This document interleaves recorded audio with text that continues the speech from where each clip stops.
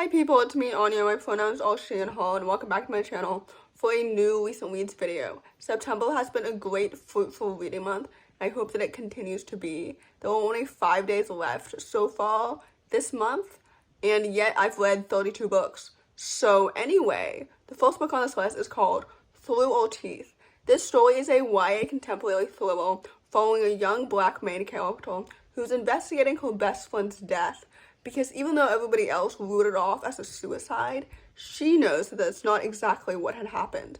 This book was so good, and frankly it reminded me a lot of Bodies, except better, because the characters felt so much more layered, and the book itself was so much fun, and I love the plot, and I love the forced proximity trope in a thriller setting, because it makes the stakes so much higher, and the mystery so much more appealing, if that makes any sense.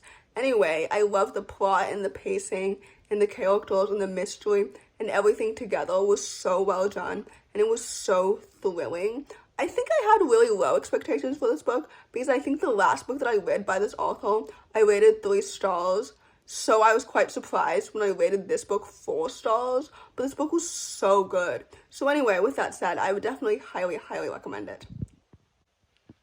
The next book on this list is called The Story of My Anger.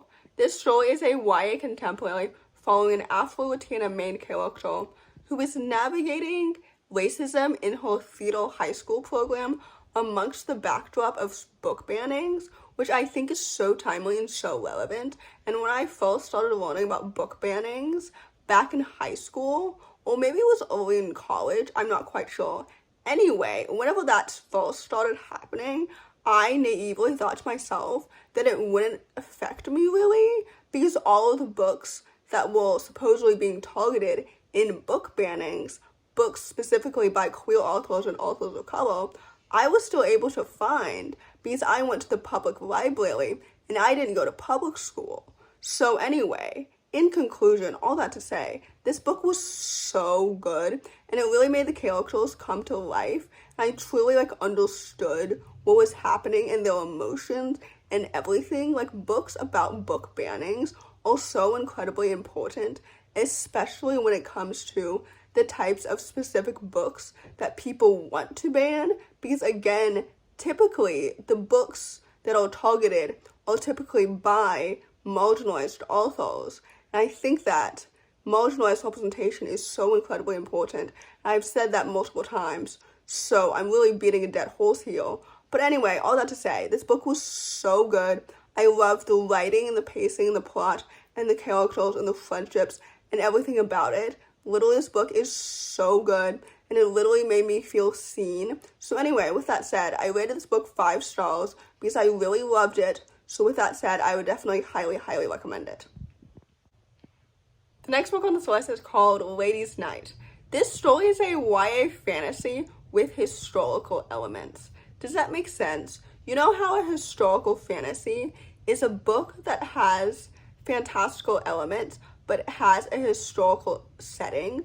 I would say that this book doesn't necessarily constitute as a historical fantasy, because the majority of this book relies on what I think are the more fantastical elements. And even though nothing magical really happens in this book, the plot is more coincidental and slightly more unrealistic than a historical fantasy would be. So it's really more of a fantastical history. Does that make sense? It's the difference between a romantasy and a romance-driven fantasy and a fantastical-driven romance. I don't know if any of that made any sense, but I think it did in my head.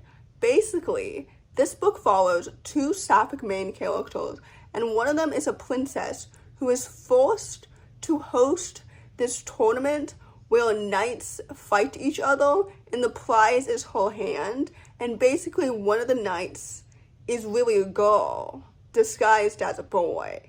Does that make sense? Anyway, this book was so good, and it was so much fun. I just really enjoyed it, because I was in the mood to read a more lighthearted, fun, fantastic, sapphic book, and that's exactly what I got.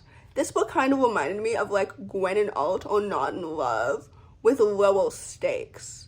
And I think this book has a sequel, if I'm not completely sure. I don't know. Anyway, I'm excited to continue this book series and read the sequel, if there is one, because I love these characters. I love the romance. The chemistry is so cute and so adorable. I love the plot and the friendships and the pacing and everything. This book is definitely more character-driven than plot-driven, and it's definitely also more romance-driven than anything else, too. But anyway, I really, really enjoyed it, and I thought it was so much fun and just so good. So anyway, with that said, I rated this book 4 out of 5 stars, and I would definitely highly, highly recommend it. The next book on this list is called Defanged. This story is a middle-aged fantasy following a young autistic vampire main character who lives in society where vampires are not only not welcome at all, but also society thinks that they should be cured, and so there's a possible cure out there for them. And naturally, the main character does not want to be cured. And I think this book is so excellent and so well done because, first of all, the autism representation made me feel seen so much. And second of all, I read this book on the day that Trump said that Tylenol causes autism, which is absolutely not true, first of all. And second of all, is so absolutely, like, ignorant of him to say. I mean, obviously he says ignorant things all the time, but this one in particular irks me so much. But anyway, all that to say, this book was so good, and it's so timely, and it's so relevant, and I just really, really enjoyed it so much. The characters are so well developed and so distinct. I love the friendship, I love the setting, I love the plot, and the pacing, and the mystery, and the world building. Everything about this book is so excellent, and it's so brilliant, and it's so fantastic, and I really, really enjoyed it so much. So anyway, with that said, I rated this book 4 out of 5 stars, and I would definitely highly, highly recommend it. The last book on this list is called The Bloodstone Thief. This story is a middle-grade portal fantasy that follows a young Indian main character who accidentally unleashes a djinn that is set on revenge. I thought this book was so fantastic and so good. First of all, the premise alone reminded me of a Lu Shaw, which is literally one of my favorite middle-grade fantasy series, so that set a really great precedent. I thought this book was excellent. The world building was so detailed and so vivid and so stunning. The plot and the pacing were so well done and so intriguing and so engaging. I love the characters. I love the family dynamics. I love the friendships. I'm assuming that this book is the start of a new series, given the ending and everything. So I'm so excited to continue this series because this book was literally so good. I just really, really enjoyed reading such a fun book. Like, this book is excellent.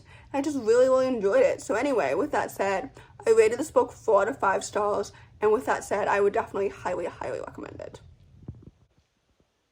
So in conclusion, if you enjoy this video, please don't hesitate to give it a big thumbs up. Comment down below the yo-yo emoji, which is an emoji that I just now discovered existed.